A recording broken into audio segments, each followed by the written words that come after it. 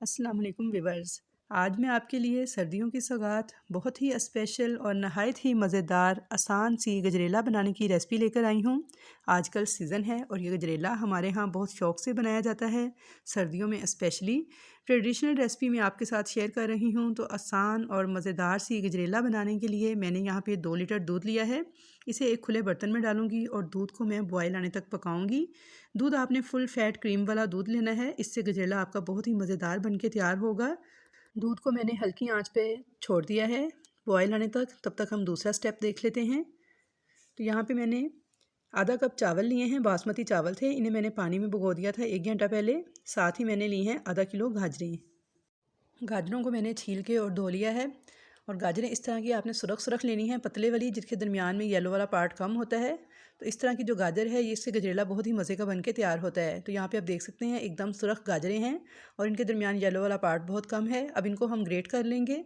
तो आपने ग्रेट की ये बारीक वाली साइड यूज़ करनी है, मोटे वाली साइड यूज़ नहीं करनी, बल्कि बारीक वाली साइड से इन गाजरों को कद्दूकश कर लेना है। तो यहाँ पे देखिए मैंने गाजरें जो सी हैं उनको भी ग्रेट कर लिया है। जो चावल हैं उनको भी 1 घंटा हो चुका है भीगे हुए। तो अब मैं इन चावलों में से पानी निकाल दूँगी और हाथ के साथ इनको इस तरह से तोड़ के चूरा चूरा कर लूँगी। आपने इनको ब्लेंडर मशीन में डाल के नहीं पीसना, बल्कि हाथ के साथ इस तरह से मसलते हुए तोड़ लेना है।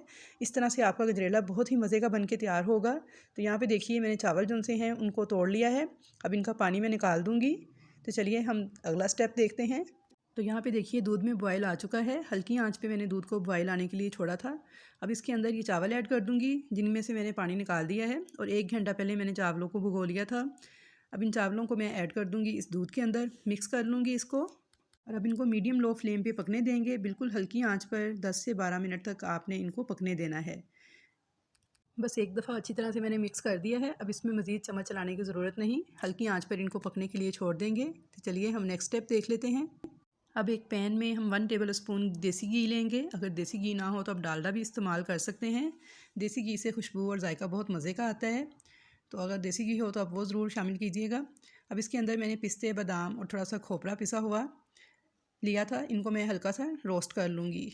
बस हल्का सा इनको रोस्ट करना है और जब प्यारी सी खुशबू आए और इनका कलर लाइट सा गोल्डन होगा तो इनको हम निकाल लेंगे एक प्लेट में। तो यहाँ पे देखिए इनका कलर लाइट सा गोल्डन हो चुका है। अब हम इनको एक प्लेट में निकाल लेंगे। ड्राई फ्रूट्स को मैंने प्लेट में निकाल लिया है और उसी पैन में 1 टेबल स्पून घी मज़ीद डालेंगे। घी जैसे ही गर्म हो जाएगा तो इस गर्म घी के अंदर हमने जो गाजरें ग्रेट करके रखी थी बारीक वाली, वो इसमें ऐड कर देंगे। तो यहाँ पे देखिए मैंने गाजरें इसमें ऐड कर दी हैं। अब चम्मच चलाते हुए हाई फ्लेम पर इन गाजरों को 1 से 2 मिनट तक भून लेंगे। सिर्फ 1 से 2 मिनट तक ही इनको भूनना है, बहुत ज़्यादा नहीं फ्राई करना। इससे गाजरों के अंदर से ख़ास जो महक होती है वो ख़त्म हो जाती है और हमारा गजरेला बहुत ही मज़े का बनके तैयार होता है। यहाँ पे मैंने 2 मिनट तक गाजरों को भून लिया था। अब इनको मैं इस दूध के अंदर ऐड कर दूँगी, जिसमें चावलों को हमने डाला था। और तकरीबन 12 से 14 मिनट हो गए हैं चावलों को दूध के साथ पकते हुए। इसके अंदर हम गाजरें भी ऐड कर देंगे और अब इसको मिक्स करके हल्की आंच पर 20 से 25 मिनट तक पकने देंगे। आपने आंच बिल्कुल लो कर देनी है इस स्टेज पर और इसको 20 से 25 मिनट तक पकने देना है। तो यहाँ पे 20 से 25 मिनट हो चुके हैं हल्की आंच पे गाजरों को दूध के साथ और चावल के साथ पकते हुए। तो यहाँ पे देखिए ये काफ़ी हद तक थिक भी होना स्टार्ट हो गई है। अच्छी तरह से इसे एक दफ़ा मिक्स कर लेंगे और अब इसके अंदर हम चीनी ऐड कर देंगे 1 कप। 1 कप चीनी बिल्कुल परफेक्ट रहती है इतने गजरेले के लिए, लेकिन अगर आप मीठा ज़्यादा खाना पसंद करते हैं तो आप इसमें ज़्यादा भी ऐड कर सकते हैं। तो यहाँ पे देखिए मैंने 1 कप चीनी ऐड कर दी है। चीनी को भी अच्छी तरह से मिक्स कर देंगे। अब इसके अंदर पीसी हुई इलायची का पाउडर ऐड कर देंगे, हाफ़ टी स्पून के बराबर। अच्छी तरह से इसको भी मिक्स कर देंगे। बहुत प्यारी खुशबू और बहुत अच्छा फ्लेवर आएगा इस इलायची पाउडर का। मिक्स कर देंगे और इसको 7 से 8 मिनट तक मज़ीद पकने देंगे। तो यहाँ पे गजरेले को पकते हुए 7 से 8 मिनट हो चुके हैं। अब अगर आपके पास खोया हो तो आप खोया शामिल कर सकते हैं इसमें 50 ग्राम, या फिर घर की जो बलाई होती है जो हम दूध से निकाल के जमा करते हैं, आधा कप के करीब ये बलाई ऐड कर देंगे। तो मैं यहाँ पे फ्रेश बलाई यूज़ कर रही हूँ जो दूध के ऊपर से उतारते हैं। आधा कप मैंने बलाई ऐड कर दी है। इसको भी अच्छी तरह से मिक्स कर लेंगे इस गजरेले के साथ।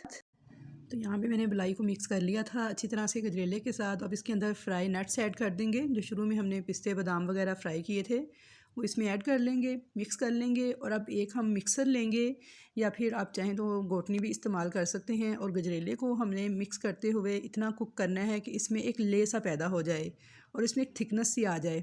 अब इसको लगातार चम्मच चलाते हुए इस घोटनी के साथ घोटते जाएंगे। तो यहाँ देखिए मैं इसको मुसलसल घोटते हुए पका रही हूँ और इसका कलर भी चेंज हो गया है पकते पकते। तो बस इस स्टेज पर हम चूल्हे की आंच को बंद कर देंगे। बिल्कुल परफेक्ट कंसिस्टेंसी से हमारा गजरेला तैयार हो चुका है। अब हम इसको रूम टेम्परेचर पर छोड़ देंगे तो ये मज़ीद थिक हो जाएगा। तो बस इसको इतना ही पकाना है और आप इसे जैसे चाहें नट्स के साथ डेकोरेट करके डिश आउट कर सकते हैं। तो आई होप व्यूवर्स कि आपको मेरी आज की ये रेसिपी पसंद आई होगी। रेसिपी पसंद आई है तो चैनल को सब्सक्राइब कर लें, वीडियो को लाइक और शेयर करें और कमेंट्स बॉक्स में अपनी कीमती राय का इजहार भी ज़रूर करें कि आपको मेरी ये रेसिपी कैसी लगी। तो इंशाल्लाह ताला मिलूँगी नेक्स्ट नई ऐसी ही अच्छी अच्छी वीडियोज़ के साथ। तब तक के लिए मुझे दीजिए इजाज़त। अल्लाह हाफिज़।